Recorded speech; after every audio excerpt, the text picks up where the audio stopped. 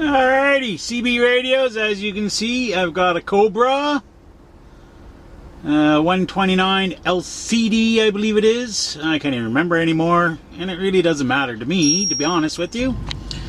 Alrighty, so what's the deal with CB radios? Okay, so why is a CB radio important? Well, it's used for multiple uses, okay? For those of you who don't have one already, you should have one.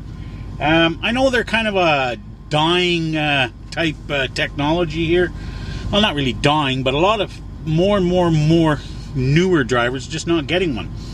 And number one, oh my gosh, my glasses are dirty. Okay, so number one, they still use them at shipping and receiving docks in a lot of places, and that's how they contact the drivers to you know, pull up to the door or whatever, tell them their stuff is ready, etc, etc. Same with security shacks, scale houses at the shipper and receivers. They use these, so they come in handy for that. Number one. Oh, that's much better. I know I need a haircut. I'm due for one, but we're getting ready for going on vacation, so I'll get one then. So, anyway, what else was I saying? Okay, so also courtesy going up and down the road, you know, talking to your fellow drivers, letting them know about, you know, traffic situations, etc., etc. You know, keep your radio on. Put the squelch up so that only when a vehicle is close to you that you can hear them. That way you don't have to listen to all the garbage that does go on there.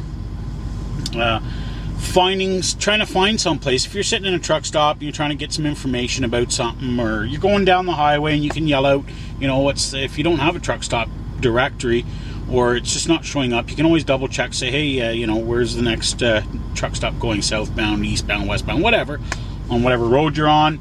So it can be a helpful tool to help you get around and find stuff. Also, it's good entertainment. Sit in the truck stop at night and listen to all the BS that goes on the radio. You know, so it can be a source of entertainment also. So the CB radio is a good thing to have.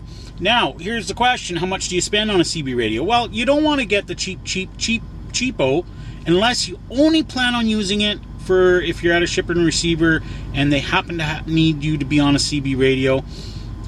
Then, you know, you can go the cheapo. Make sure the antennas are working, you know, the coaxial cable is working, whatnot for the antenna, so that therefore it'll work. Do you want something mid-range? Maybe if you're a real enthusiast and you just want to go all out, and you know, you can spend hundreds and hundreds of dollars on them, and then you can get them peaked and tuned, and you can have linear wattage put in, you know, boost the power, etc, etc. Now here's the other thing too: antennas. You only need a basic fiberglass antenna. Okay, you see a lot of these guys going down the road and they have these big fancy coiled antennas with the spirals on them and the big glass bubble on them and all this other thing.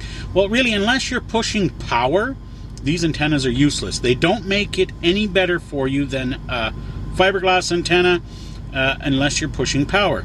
And a lot of guys will probably try to argue that, but in reality, they don't do a whole lot more for you, okay? They are meant to be able to handle the power. So, for, you know, 90% of the time. Yeah, maybe they give you a little bit better ground plane, but it really doesn't make that big of a difference going down the road, okay? So, unless you're pushing wattage. Alrighty, so, anyway, so that's my thing about CB radios. Not a big video.